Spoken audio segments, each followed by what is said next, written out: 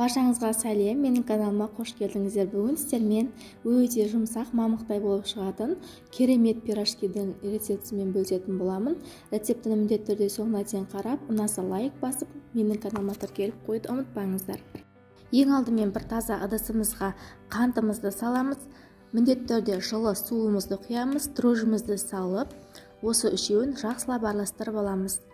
Осы үшеуін араластырып болғаннан соң бетін жауып 10 минутқа жылы жерге дрожжымыз кішкене көпіргенше қойып қоямыз. 10 минуттан соң біздің дрожжымыз осылай көбіктері шығып, көпіруі тиіс. Содан соң сұйық майымызды құйып, тұзымызды салып, жылы сүтімізді құйып, жақсылап араластырып аламыз.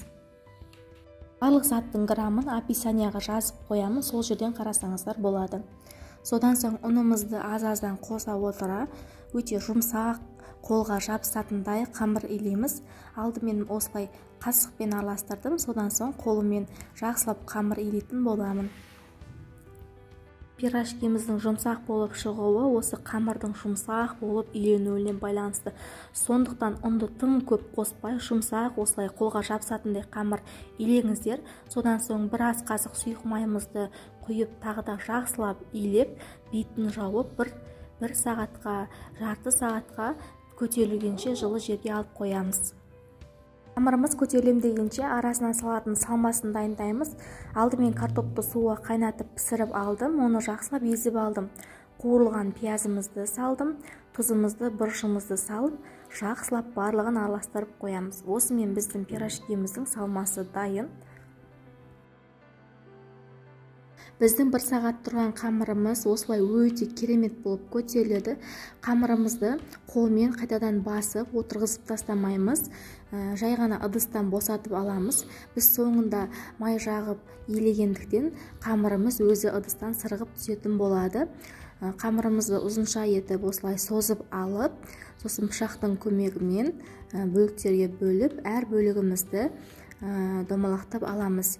Менде дәл осы рецептпен 20 пирожки шықты. Барлығын болғаннан соң қамырымыздың бетін міндетті түрде орамалмен жауып қойыңыздар.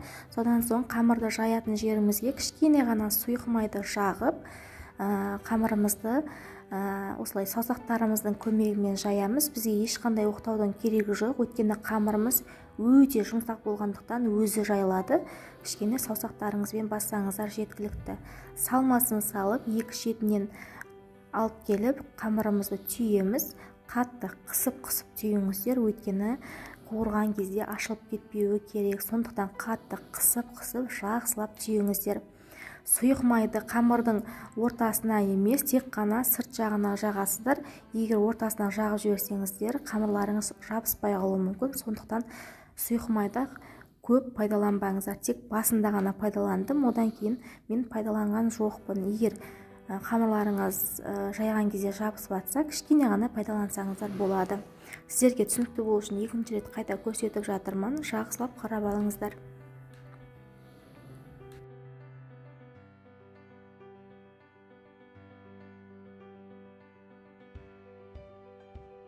Пирожкилерімізді түйіп болғаннан соң жақсылап оның шет-шетін тегістеп, формасын келтіріп аламыз. Алдын ала қызып тұрған майымызға пирожкилерімізді салып, екі бетін жақсылап қызартып пісіріп аламыз. Майымызды алдын ала қыздыруға қойып қойыңыздар, міндетті түрде қызып тұрған майға салып, қызартып пісіріп аламыз.